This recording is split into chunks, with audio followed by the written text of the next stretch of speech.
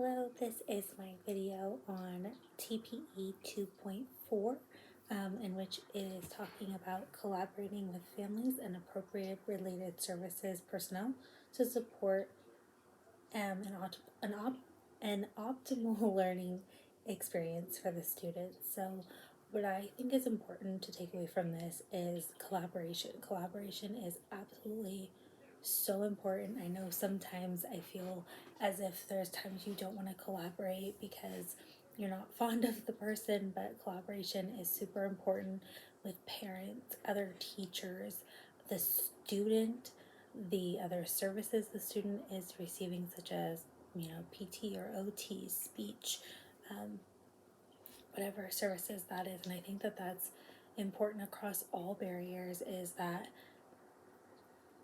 when I was working as an ABA therapist, we had to collaborate with speech or physical therapy all the time to make sure that we were teaching similarly. Or I'd have, I think it was a speech therapist reached out to me and said, I'm having a hard time getting to know this student. Like, what are you guys doing? I hear you guys are doing really well. Like, what are you guys doing, that you could provide some tips? And I did. And the student or the client ended up succeeding very well in that as well. So it was a collaborative effort. I took things that, the student was doing really well, but I've also had to reach out to speech and say, hey, I'm really struggling with this particular speech for this child using this sound, for example.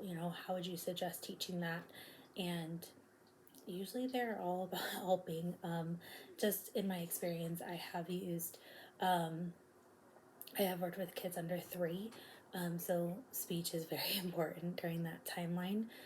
So that was the main person I collaborated with, but I have to collaborate with parents or, family members, guardians, etc., obviously with parental consent.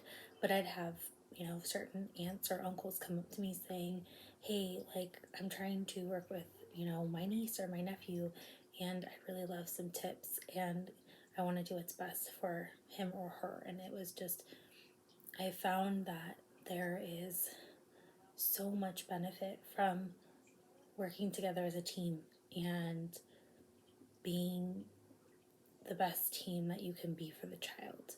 You may have to put your differences aside with another person professionally, but you're both there for the same reason, and that's the reason that you're there. You're there to help that student or that child or that person who's needing help. And I think that's sometimes what people need to take away is it's a collaborative effort. You're there for that child. You're not there to settle drama or anything like that. You're there for that child. And I think it is important to collaborate with other teachers.